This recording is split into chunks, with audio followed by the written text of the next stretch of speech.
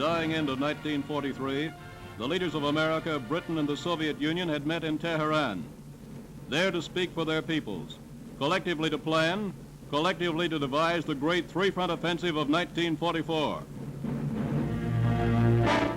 As the year began, in the Far East, while the British and Chinese fought in Burma, American power struck in the Pacific.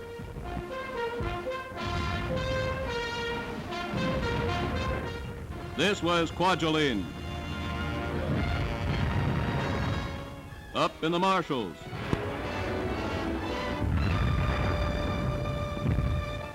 This was Eniwetok. Westward, ever westward, this was Palau. Up from the south as well. This was Biak. Into the very strongholds, into pre-war Japanese territory, Saipan.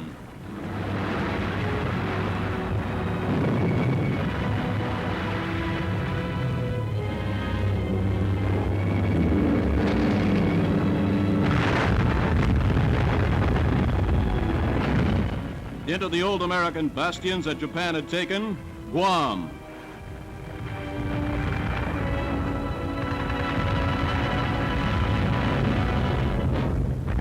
The price was paid in dead, in blood, in terror.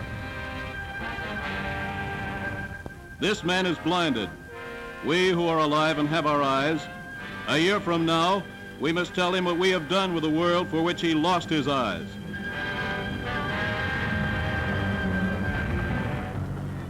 (1944). In February and March, the Red Army broke the German lines in the Ukraine and swept forward 300 miles to the Romanian borders.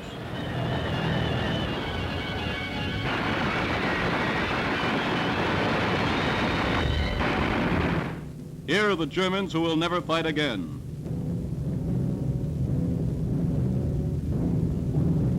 Spring 1944. In their great British bases, the Western armies were massing the guns, the shells, the tanks, the trucks, the planes, the food stocks, the gasoline, spare parts, field equipment, mine detectors, medical supplies, and troops.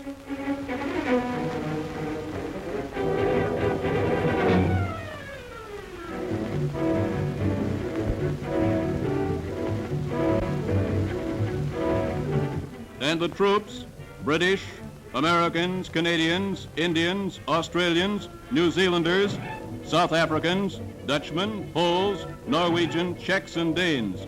Troops of the United Nations. Troops who are the stuff of any invasion, troops who on their unassuming shoulders carry the whole world's hopes for liberty. At Supreme Headquarters, General Eisenhower gave the word on Monday, June 5th. The vast fleet taut for battle puts out into the darkening sea.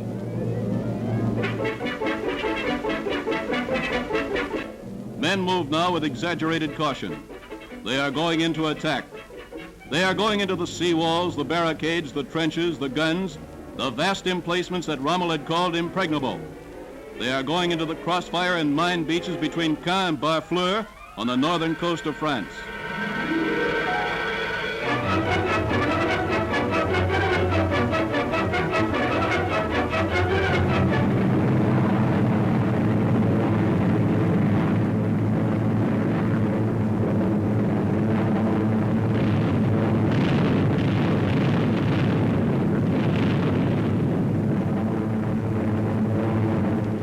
It is barely dawn.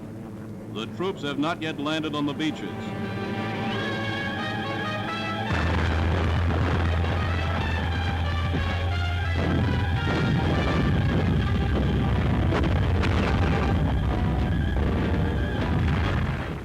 This is the landing. This is it. We are going in. And with this stroke, the people of Europe so long mute will speak.